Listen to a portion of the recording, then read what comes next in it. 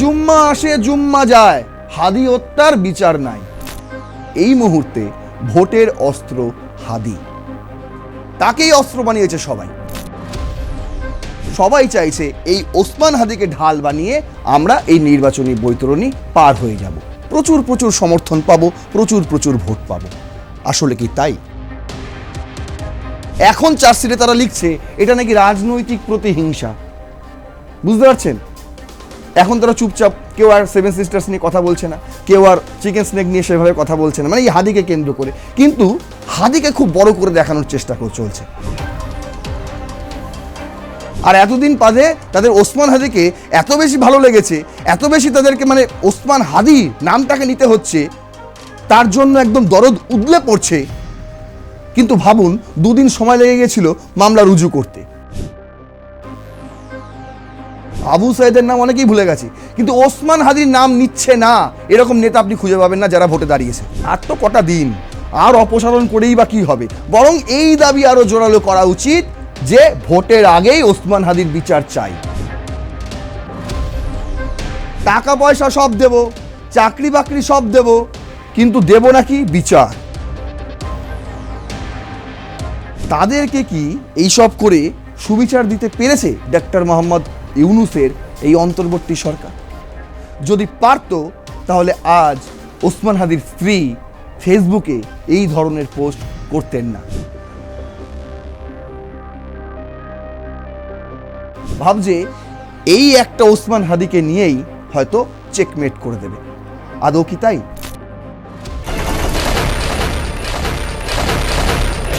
জুম্মা আসে জুম্মা যায়, ওসমান হাদির বিচার নাই।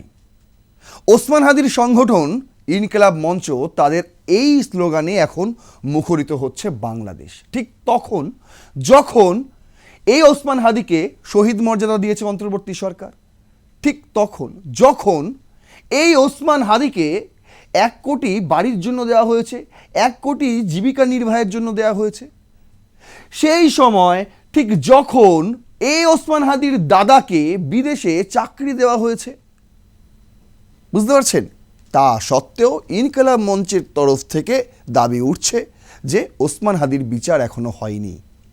সত্যিই তো তাই, হয়নি তো। কেন করবে ওসমান হাদির বিচার? তার কারণ এই মুহূর্তে ভোটমুখী বাংলাদেশে ওসমান হাদি হচ্ছে সেই দাবার বোড়ে যাকে ডান বাম সকল দল ইস্যু করছে, হাতিয়ার করছে।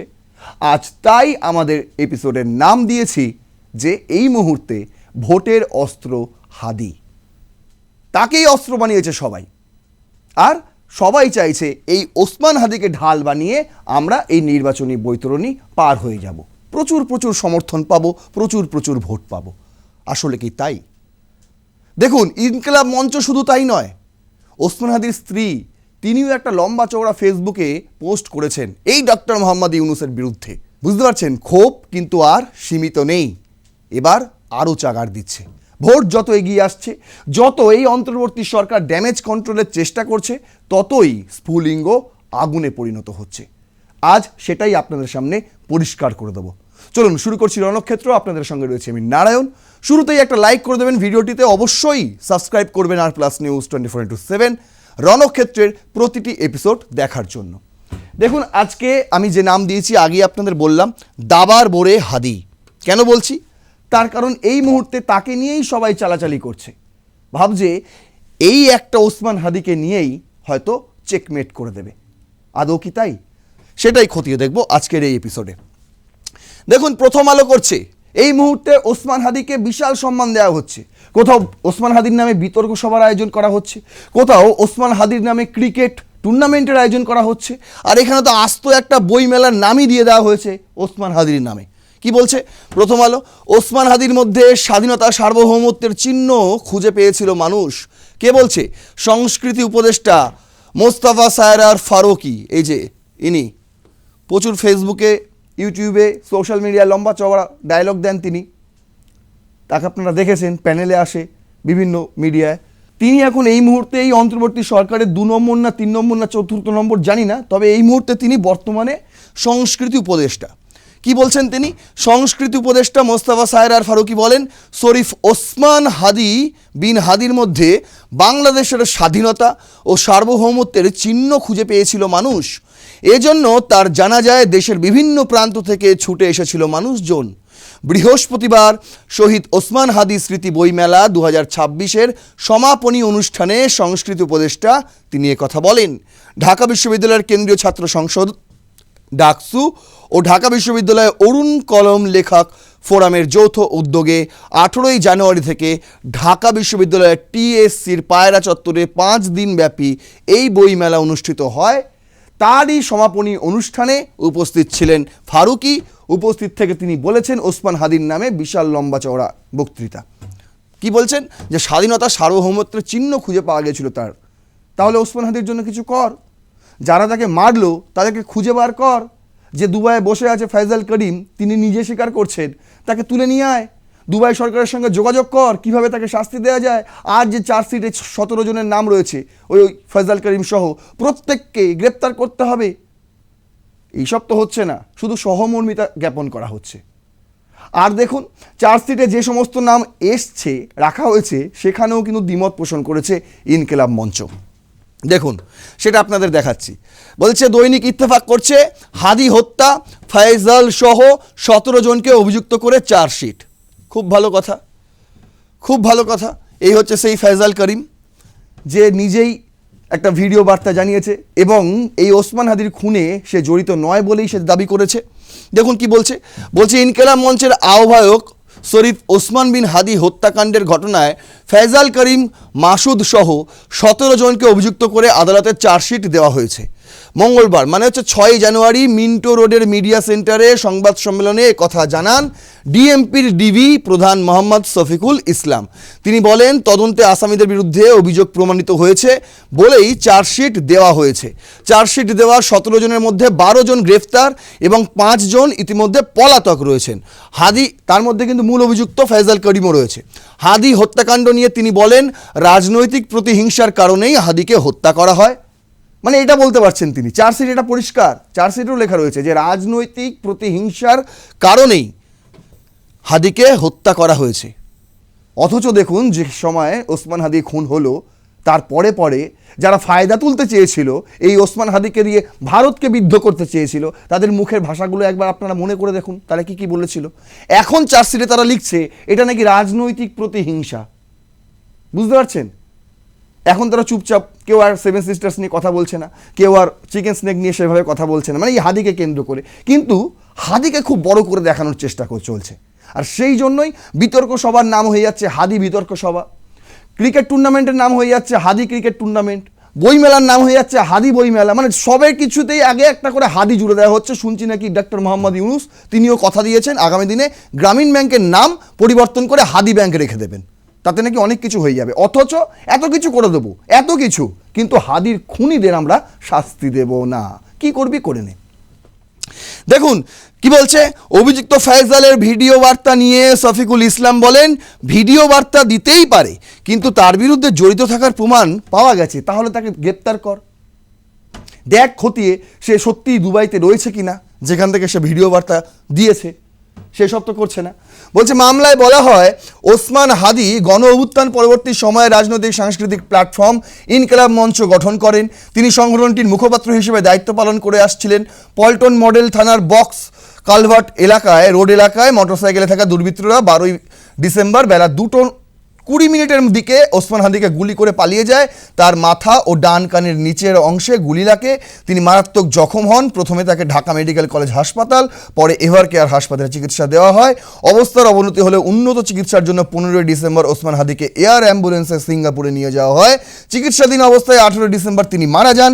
এই ঘটনায় ইনকিলাব মঞ্চের সদস্য সচিব আবদুল্লাহ আল জাবের পল্টন থানায় 14ই ডিসেম্বর হত্যা চেষ্টা মামলা করেছিলেন। পরে এটা হত্যা মামলায় রূপান্তর করা হয়। এটা হচ্ছে পুরো গল্পটা হাদির। 12ই ডিসেম্বর গুলিবিদ্ধ হয়েছিল এবং 18ই ডিসেম্বর তিনি মারা গিয়েছিলেন। 12ই ডিসেম্বর গুলিবিদ্ধ হয়েছিল, কিন্তু থানায় অভিযোগ দায়ের হয়েছিল 14ই ডিসেম্বর, মানে 2 দিন পুলিশ ঘুমিয়েছিল।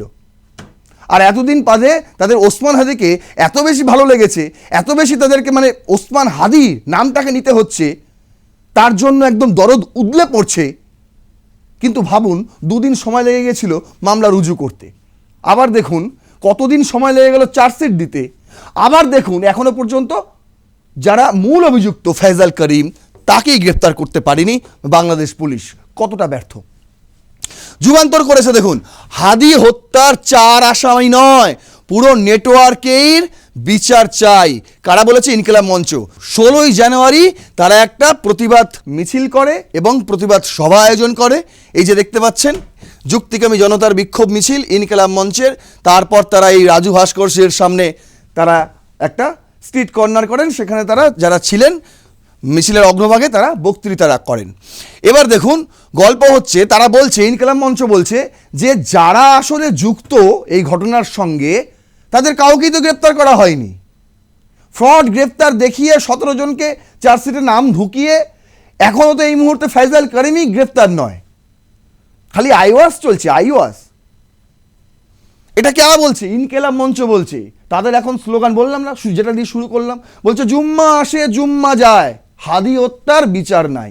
অথচ নির্বাচন হচ্ছে, নির্বাচনে সবাই ফায়দা তোলার চেষ্টা করছে, কোনো নেতা বাকি নেই, ছোটোখাটো মেজো সেজো কোনো নেতা বাকি নেই যারা নির্বাচনী প্রচারে গিয়ে ওসমান হাদির নাম নিচ্ছে না। কিন্তু আবু সাইদকে অনেকে ভুলে গেছে, আবু সাইদের নাম অনেকেই ভুলে গেছে, কিন্তু ওসমান হাদির নাম নিচ্ছে না এরকম নেতা আপনি খুঁজে পাবেন না যারা ভোটে দাঁড়িয়েছে এই মুহূর্তে। সবাই নিচ্ছে, সবাই ভাবছে ওসমান হাদির ফায়দা আমি তুলে নেব। কি বলছে? হাদির বিচার নিয়ে টালবাহানা করলে চট্টগ্রাম বিচ্ছিন্ন করে দেব। ভাই, ভারতকে কোনো হস্তক্ষেপ করতে হবে না। চট্টগ্রাম বিচ্ছিন্ন করার জন্য বাংলাদেশের ভেতর থেকেই ডাক আসছে। দেখুন কি বলছে, মিছিল উত্তর সমাবেশে জুলাই ঐক্য চট্টগ্রামের প্রধান সমন্বয়কারী আবরার হাসান রিয়াদ তিনি বলেন, তাড়াহুড়ো করে হাদি হত্যার মামলার একটা চার্জশিট দেওয়া হয়েছে, সেখানে ভুল তথ্য দেওয়া হয়েছে। চার্জশিটের ভুলগুলো আমাদের ইনকিলাব মঞ্চের ভাইয়েরা তুলে ধরেছেন। মূল আসামিদের চার্জশিটে অন্তর্ভুক্ত করে গ্রেপ্তার ও বিচার করতে হবে। তার মানে তাদের বক্তব্য মূল আসামি যারা তাদের এখনও চার্জশিটে অন্তর্ভুক্তই করা হয়নি, গ্রেপ্তার তো অনেক দূরের কথা। বলছে না হয় আরও কঠোর কর্মসূচি দেওয়া হবে। বলছে এখানেই শেষ নয়, এখন তো প্রায় নিয়ম করে ঘটা করে প্রায় প্রতিদিনই নয় এখানে বেরিয়ে যাচ্ছে ইনকিলাব মঞ্চের বিক্ষোভ, নয় ওখানে বেরিয়ে যাচ্ছে ইনকিলাব মঞ্চের বিক্ষোভ। তাদের একটাই দাবি, একটাই ডিমান্ড, হাদি হত্যার বিচার চাই। আর সেটা কবে হবে? 12ই ফেব্রুয়ারি তো ভোট। ডক্টর মোহাম্মদ ইউনূস তিনি তো কথা দিয়েছিলেন আগে হাদি হত্যার বিচার হবে, তারপর ভোট হবে। কোথায় তার কথা? তিনি তো বলেছিলেন শান্তি ফেরাবে, আর এখন বাংলাদেশে শান্তি শান্তি বিরাজ করছে, এতই শান্তি। দেখুন কি বলছে, ইনকিলাব মঞ্চ চট্টগ্রাম বিশ্ববিদ্যালয় শাখার আহ্বায়ক রাফসান রাকিব বলেন, ইন্টারিম কি আমাদের সঙ্গে টালবাহানা করছে? চট্টগ্রাম থেকে ঘোষণা দিচ্ছি, যদি আপনারা টালবাহানা করতেই থাকেন তাহলে চট্টগ্রামকে বাংলাদেশ থেকে বিচ্ছিন্ন করে দেব। কে বলছে এটা? ইনকিলাব মঞ্চের চট্টগ্রাম বিশ্ববিদ্যালয় শাখার আহ্বায়ক রাফসান রাকিব। যত সম্ভব এইখানে যে মধ্যমণি হয়ে যে যার হাতে মাইক রয়েছে সম্ভবত তিনিই সেই ব্যক্তি, রাফসান রাকিব। তিনি বলছেন যে চট্টগ্রামকে বাংলাদেশ থেকে আলাদা করে দেবো, বিচ্ছিন্ন করে দেবো। কাকে বলছেন? ডক্টর মোহাম্মদ ইউনূসকে, এই অন্তর্বর্তী সরকারের প্রধান উপদেষ্টাকে তিনি বলছেন। ভাবুন, একবার ভেবে দেখুন। আর ওই যে জুলাই জঙ্গিগুলো হাসনাত আবদুল্লাহরা তারা সবসময় খালি ভারত বিরোধী স্লোগান দিয়ে যাচ্ছে, 7 সিস্টার্স কেড়ে নেবে বলছে। আরে তোদের লোকই বলছে চট্টগ্রাম বিচ্ছিন্ন করে দেবো, আগে তাকে সামলা, তারপর ভারতের বিরুদ্ধে কথা বলতে আসবি। বলছে কি, বৈষম্য বিরোধী ছাত্র আন্দোলন চট্টগ্রামের সাবেক নেতা ইবনে হোসেন জিয়াদ বলেন, ওসমান হাদি হত্যার বিচার নিয়ে সরকার টালবাহানা শুরু করে দিয়েছে। হাদি হত্যার বিচার না হলে প্রয়োজনে আইন উপদেষ্টা, স্বরাষ্ট্র উপদেষ্টা ও ইন্টারিমের অপসারণের আন্দোলন করা হবে। আর এমনিও তো চলে যাবে ওরা, আর তো কটা দিন, আর অপসারণ করেই বা কী হবে? বরং এই দাবি আরও জোরালো করা উচিত যে ভোটের আগেই ওসমান হাদির বিচার চাই। ভোটের আগেই ওই ফয়সাল করিম যদি মূল অভিযুক্ত হয় তাকে তুলে নিয়ে এসে, যেখানেই থাকুক, পৃথিবীর যে প্রান্তেই থাকুক, তাকে তুলে নিয়ে এসে বিচার করো ভাই, আগে বিচার করো, তারপর ভোট। সাধারণ মানুষ যদি একটা হয়ে যায় এখন ইনকিলাব মঞ্চের পাশে গিয়ে দাঁড়িয়ে পড়ে যে আগে হাদির হত্যার বিচার হবে, ফয়সাল করিমকে আমরা নিজের চোখে দেখব, বাংলাদেশে রয়েছে, তার বিরুদ্ধে মামলার শুনানি চলবে কোর্টে, তারপর আমরা ভোট দিতে যাব, তার আগে যাব না। দেখি মানুষ দাঁড়ায় কিনা। ওসমান হাদি তো বিশাল বড় নেতা নাকি, বাংলাদেশে প্রচুর বড় নেতা ছিলেন তিনি। তাহলে তার পাশে সাধারণ মানুষ এই শর্ত নিয়ে প্রধান উপদেষ্টা এবং অন্তর্বর্তী সরকারের বিরুদ্ধে দাঁড়াতে পারবে? পারবে? আমি দেখতে চাই হ্যাঁ কি না। যদি ইচ্ছেও থাকে কারো, কমেন্টে লিখুক। কতজনের ইচ্ছে রয়েছে আমি দেখব, যারা সত্যি সত্যি ওসমান হাদিকে নেতা বলে মনে করে। কি বলছে দেখুন, আজকের পত্রিকা করেছে, বলছে 1 সপ্তাহের মধ্যে হাদি সমাবেশের ঘোষণা ইনকিলাব মঞ্চের। কবে বলেছিল? ওই 16 জানুয়ারিতেই বলেছিল। এবার হাদি সমাবেশ হবে, ইনকিলাব মঞ্চ করছে। সাধারণ মানুষ কি ইনকিলাব মঞ্চের পাশে থাকবে? এটাই এখন দেখার বিষয়। দেখুন, আমি লাস্ট স্লাইডে দেখাবো যে ড্যামেজ কন্ট্রোল করতে এবার অন্তর্বর্তী সরকার কি কি পদক্ষেপ করেছে। আরে ওসমান হাদি তো একটা বিরাট বড় নাম হয়ে গেছে এই মুহূর্তে নির্বাচনে, বাংলাদেশ নির্বাচনে। তাকে তো খুশ রাখতে হবে। এই যে ওসমান হাদির দাদা ওমর বিন হাদি, তিনি তো বিরাট বড় বড় কথা বলে ফেলেছিলেন অন্তর্বর্তী সরকারের বিরুদ্ধে। তিনি প্রকাশ্য জনসভায় বলে দিয়েছিলেন, আপনারাই মেরেছেন, আবার আপনারাই ওসমান হাদিকে নিয়ে রাজনীতি করছেন। ড্যামেজ কন্ট্রোল করতে হবে। কি করতে হবে তাহলে? দেখুন এখানে লিখেছে প্রথম আলো, ওমর হাদিকে যুক্তরাজ্যে সহকারী হাই কমিশনে নিয়োগ। যুক্তরাজ্যে ইউকেতে বাংলাদেশের যে সহকারী হাই কমিশন রয়েছে, সেখানে কোনো একটা পদে ওমর বিন হাদিকে পাঠিয়ে দেওয়া হয়েছে, নিয়োগ দিয়ে দেওয়া হয়েছে। ড্যামেজ কন্ট্রোল ভালো করে বুঝতে হবে। আপনারা ভাবছেন তো খুব ভালো কথা, দারুণ বিষয়, এই সুযোগ কতজনের আসে, দারুণ বিষয়, দারুণ সুযোগ পেয়েছে। এবার দেখুন কতদিনের জন্য করেছে। বলছে অন্তর্বর্তী সরকারের যুক্তরাজ্যের বার্মিংহামে বাংলাদেশের সহকারী হাই কমিশনের দ্বিতীয় সচিব পদে ওমর বিন হাদিকে 3 বছরের জন্য চুক্তিভিত্তিক নিয়োগ দিয়েছে। এবার লাফান লাফান, প্রথম আলো করেছে 3 বছরের জন্য মাত্র চুক্তিভিত্তিক নিয়োগ। 3 বছর চলে যাবে, ওমর হাদিকে বলবে দাদা চলে আসুন বাংলাদেশে। দাদা বলছে আমি এবার কি করব? ওই চাষবাস করে যেমন করে খাচ্ছিলেন সেইভাবেই খান। হয়ে গেছে 3 বছর আপনার চাকরি চলে গেছে। আরে মানুষ তো ভুলে গেল, ততদিন তো অন্তর্বর্তী সরকার চলে গেছে। ডক্টর মোহাম্মদ ইউনূস 3 বছর পরে বলতে নেই কোথায় থাকবেন, কেউ জানে না, তাই তো? তাই দেখুন কীরকমভাবে মানুষের ভোট টানতে হবে, যে কোনো উপায়। তার জন্য যা করতে হয় তাই করবে। কি বলছে? তিনি 2024 সালের জুলাই গণ অভ্যুত্থানের অন্যতম মুখ, ইনকিলাব মঞ্চের আহ্বায়ক শহীদ শরীফ ওসমান বিন হাদির বড় ভাই। জনপ্রশাসন মন্ত্রণালয়ের প্রজ্ঞাপনে জনস্বার্থে এই নিয়োগের কথা জানানো হয়। গত 12ই ডিসেম্বর দুর্বৃত্তদের গুলিতে আহত হয়ে 18 ডিসেম্বর সিঙ্গাপুরে মারা যান ওসমান হাদি। 20 ডিসেম্বর তার জানাজায় লাখো মানুষের অংশ নেয়। কিন্তু দেখুন প্রথম আলো, যাকে এই জুলাই জঙ্গিরা সহ্য করতে পারে না, তারাও কিন্তু এখানে সেই বক্তব্য লেখেনি যেটা লেখার দরকার ছিল, যেটা হচ্ছে ওমর বিন হাদি এক সময় বিস্ফোরক হয়ে উঠেছিলেন এই অন্তর্বর্তী সরকারের প্রধান উপদেষ্টা ডক্টর মোহাম্মদ ইউনূসের বিরুদ্ধে। আর সেই কারণে তাকে বিদেশে পাঠিয়ে দেওয়া হলো একটা চাকরি দিয়ে, যাতে নির্বাচনে কোনো রকম গোলমাল করতে না পারে। এটা বুঝতে হবে আপনাদের। আজকের পত্রিকা করেছে, বলছে ওসমান হাদির পরিবারকে ফ্ল্যাট কিনতে কোটি টাকা, আর জীবিকা নির্বাহে আরও 1 কোটি দেবে সরকার। ভাবুন, মানে টাকা পয়সা সব দেব, চাকরি বাকরি সব দেব, কিন্তু দেব নাকি বিচার। কি করতে পারবি করে নে। কি বলছে দেখুন, 21শে জানুয়ারি আজ বুধবার রাজধানীর বাংলাদেশ সচিবালয়ে মন্ত্রিপরিষদ বিভাগের সম্মেলন কক্ষে সরকারি ক্রয় সংক্রান্ত উপদেষ্টা পরিষদ কমিটির বৈঠক শেষে সাংবাদিকদের এই তথ্য জানান অর্থ উপদেষ্টা সালাউদ্দিন আহমেদ। ইনি বলছে, এক প্রশ্নের জবাবে অর্থ উপদেষ্টা বলেন হাদির পরিবারের জন্য 2টি আলাদা খাতে বরাদ্দ দেওয়া হয়েছে। তিনি বলেন অর্থ মন্ত্রণালয় থেকে ফ্ল্যাট বা বাড়ি কেনার জন্য 1 কোটি টাকা দেওয়া হয়েছে, পুরো অর্থ ব্যয় নাও হতে পারে। মানে বুঝতে পারছেন, মানে মনটা কতটা ছোট হলে এই ধরনের কথা বলতে পারে। 1 কোটি টাকা দিচ্ছে বাড়ি করার জন্য, আবার বলার তারপরের লাইনেই তিনি বলছেন পুরো অর্থটা নাও লাগতে পারে বাড়ি তৈরিতে। মানে তার মনে মনে আস আর কি, বাকি টাকা আমাকে দিয়ে দিস, এরকম একটা ব্যাপার। এমনিও তো এখন চাঁদার বাংলাদেশ, এই মুহূর্তে চাঁদার দিয়েই চলছে সব কিছু। খালি তোলা, যেখানেই পাবে সেখানেই খাপটি মারো, হাতে যতটুকু উঠে আসে তুলে নাও। কি বলছে দেখুন, বলছে এছাড়া প্রধান উপদেষ্টার তহবিল থেকে আলাদাভাবে আরও 1 কোটি টাকা দেওয়া হচ্ছে পরিবারের জীবিকা নির্বাহের জন্য। খুব ভালো কথা, 2 কোটি টাকা দেওয়া হচ্ছে। ডক্টর সালাউদ্দিন জানান আবাসনের জন্য 1 কোটি টাকা বরাদ্দের বিষয়টি ইতিমধ্যেই অর্থ মন্ত্রণালয় অনুমোদন করে দিয়েছে, এবং জীবিকা নির্বাহের জন্য যে 1 কোটি টাকা সেটা এখনও কিছু জানানো হয়নি, সেটাও হয়ে যাবে, যেহেতু নিশ্চয়ই ঘোষণা দিয়েছেন, কিন্তু হয়ে যাবে। এতে কি খুশি ওসমান হাদির পরিবার? যার জন্য এত কিছু, সেই ওসমান হাদির পরিবার, তাদেরকে কি এইসব করে সুবিচার দিতে পেরেছে ডক্টর মোহাম্মদ ইউনূসের এই অন্তর্বর্তী সরকার? যদি পারত তাহলে আজ ওসমান হাদির স্ত্রী ফেসবুকে এই ধরনের পোস্ট করতেন না। কি পোস্ট করেছেন তিনি? ওসমান হাদির স্ত্রী রাবায়া ইসলাম শম্পা তার নাম। তিনি লিখেছেন ফেসবুকে, মাননীয় প্রধান উপদেষ্টা ডক্টর মোহাম্মদ ইউনুস সাহেব, আমার স্বামী শহীদ ওসমান হাদি হত্যার বিচার কোথায়? আপনারা যদি ভেবে থাকেন ফিরনাসের দায়িত্ব নেওয়ার কথা বলে তার বাবার হত্যার বিচার করবেন না, তাহলে সেটা আপনাদের ভুল ধারণা। ফিরনাস হচ্ছে হাদির ছেলে। ফিরনাস তার বাবাকে বিক্রি করে কোনো কিছু গ্রহণ করবে না। সব কিছুর আগে তার বাবার বিচার।